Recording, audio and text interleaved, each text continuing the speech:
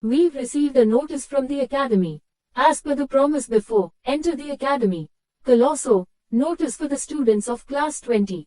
As I thought, the reason why Hugo summoned me. The largest educational institution that the Grand Empire Rogue is facilitating. Academy Colosso. If you graduate from the Academy, you'll start the elite course at the Imperial Palace or even a higher floor. Before I regressed, I attended the Academy as the triplet server. Back then, I had numerous scars on my face and limped. I was scorned by the nobles from the Academy. Well, the bad memories of the Academy don't bother me now. Will the triplets, whom you asked to go with, be alright? Besides them, is there anyone else you would like to take with you? Before that, there is something I would like to ask. 2 years ago, due to me going missing, you received a letter stating that you will obtain a huge benefit from the mob family. And that I would be given a reward. Is that correct? That's right. Is there something that you want?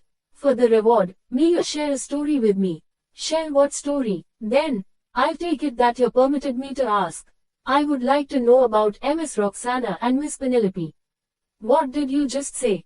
Ms. Roxana, the first wife who has passed. And the delighter that was born from you and Ms. Roxana. Can you tell me about Miss Penelope? How do you know that name? What's your reason for asking me that? If you are asking out of petty curiosity then. First, I need your answer in order for me to tell you the reason. It's not due to mere curiosity, so please trust me. Hugo's thoughts about his first wife whom he met through an arranged marriage. And his eldest daughter who was kidnapped by the barbarians. That's all crucial information that I need in order to reveal Pomerian's existence to Hugo. There was a hard-to-believe fairy tale that Butler Barrymore told me about. I can't let Hugo meet Pomerian just based on that. I need to check for myself. Roxana was my only darling who I loved with all my heart. Penelope was my most precious treasure. Darling, did that word just come out of his mouth? To be honest, Roxana and I were not in an arranged marriage. Roxana was a commoner who had nothing. I still remember the day we first met clearly. It was love at first sight. So he's starting from the first time he met her. Our love was very difficult. She tried to distance herself from me because of her humble background. And I abandoned everything and went with her. If it's for her, I could throw away everything. Not only my physical body but my soul too. Father, thank you for sharing that with us. Let's proceed to the next point, but our love was put to the test once again. In order to capture us, who were on the run, the Baskerville family sent pursuers. For the sake of protecting her, I fought with my life. The thorny path that we walked where no one blessed our love. Of course, we thought to give up. But we persevered due to our love for each other. Although that was the start to our harsh beginning, we managed to break through to our disagreeing parents and got married. Through our resolve, Penelope was born, my loving wife and daughter.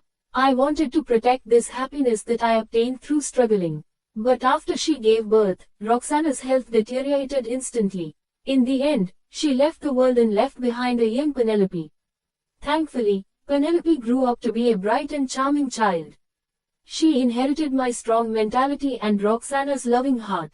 And she received love from all of Baskerville.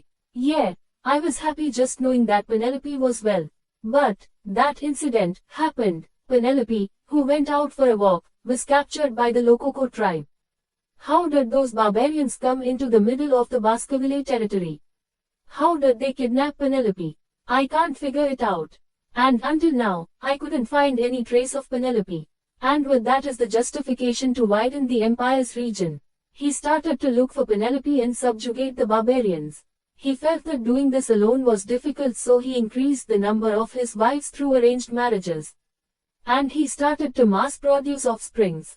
And decades later, although stationed at the border, he created a powerful family that no one could look down on. That's how the Ironblood Baskerville family was born. His cold-bloodedness to restore the family and for the empire's glory. But behind that, he was hurt due to losing the family he loved. So what? All villains have a backstory. The evil deeds that they committed are all that remain. You are a heartless human who mass-produced offsprings and sent them to the battlefield. But still, I understand how precious Roxana and Penelope were to you.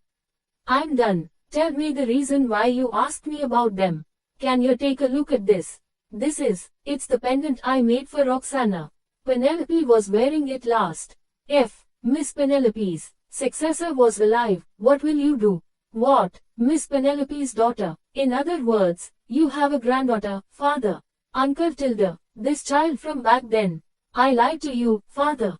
Mustache. While I was in the forest, there was a child I met in the Lococo tribes region. She called the person who gave her this pendant, Mommy. Penelope, her mom. Be confused, Hugo. She's a child whose blood is mined with someone you love. And something you despise. Can you keep your composure in front of Pomeranian? The fact that she was found in Lococo. Doesn't that mean she's born from my daughter and a barbarian? Yes, that's right. Yes, be shaken with rage and despair. Once you become so ruined, my revenge shall start. Is my beard that interesting? Question mark exclamation mark. Is it fun pulling it? Grandpapa's beard dirty. Grandpapa, did you just call me Grandpa? I haven't lived for a long time but I've never been so surprised in my life. I've lived for a long time but I also agree with you, Vice Patriarch. What is going on? Right now, the Hugo that I know.